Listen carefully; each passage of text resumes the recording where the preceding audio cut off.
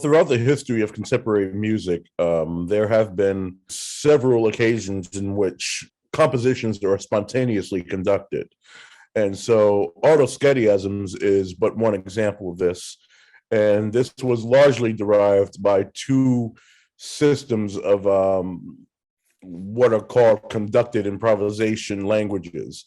One is titled conduction, which was a term that was coined by the great Lawrence Butch Morris. His method of conduction involved a lexicon of several visual cues and signals for performers to perform any specific actions musically. These are mostly designed for improvisers who he worked with in New York City and abroad. Another pioneering figure is Anthony Braxton, who has a set, what he calls language music, which is a set of 12 sound categories for any improviser to explore, at any given moment. And this can be done within a composition or by itself as its own entity. So you can create spontaneous compositions out of both language music and this conduction method.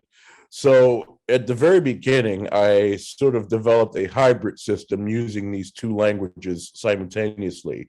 Autoschediasms is both an affirmation and a departure from these two systems, and has a third component, which is incorporated into the whole schema of what is happening during the course of developing a spontaneous composition.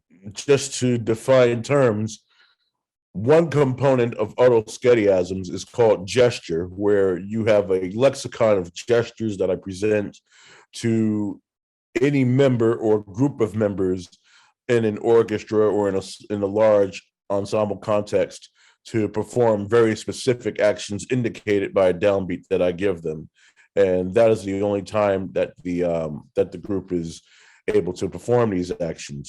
There's another component of Autoschediasms, which is autonomy, which is a derivation of Anthony Braxton's language music vocabularies, in which there are 10 specific classifications that I give a group of members or one person in the large ensemble to perform at their own accord. And then finally, a third component of Autoschediasms, and perhaps probably the most involved area, is titled category.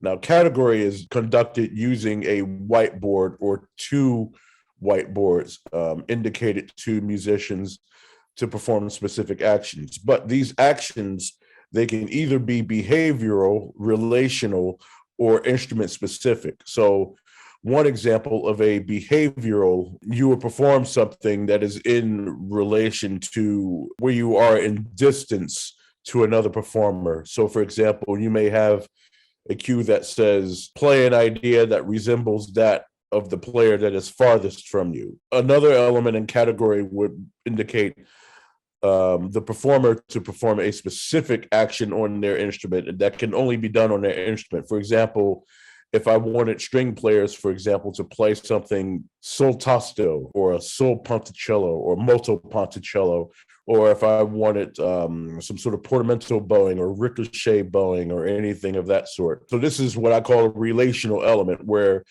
a category cue can be in relation to either a gesture, something that the performers are already making up on the spot, or it can be also be relational to an autonomy cue. And finally, the next part of it would indicate for a group of performers to perform to something together, like as a subsection.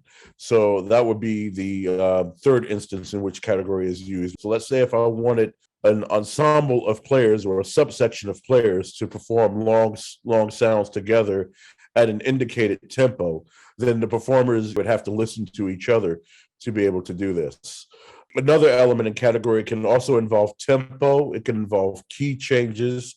It can involve specific dynamic trajectories. In a way, get the sounds moving within the ensemble. All of that to say that This is a spontaneous composition. This is not a free for all. What I'm not interested in is free improvisation as such. I'm interested in composition, and that is what Autoschediasms to me represents.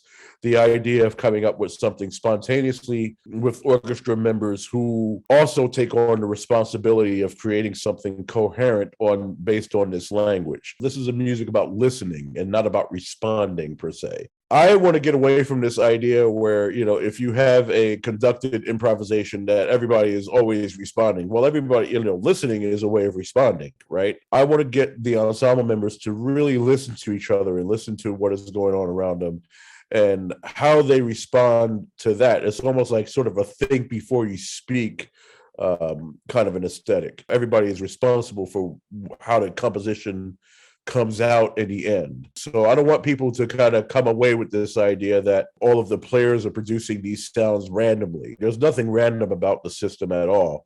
Everybody has to think very consciously about their decisions and their choices that they are making with each other within the group. And so this will take a great deal of rehearsal to arrive at a point where everybody can really listen together in a way that makes sense, and we'll be able to put something together in the performance. And so every performance is very different. Obviously, it will be a composition that hasn't been played before and probably will never be played again. So it's a one-time experience for the audience and for the orchestra. And I hope that everyone will enjoy it.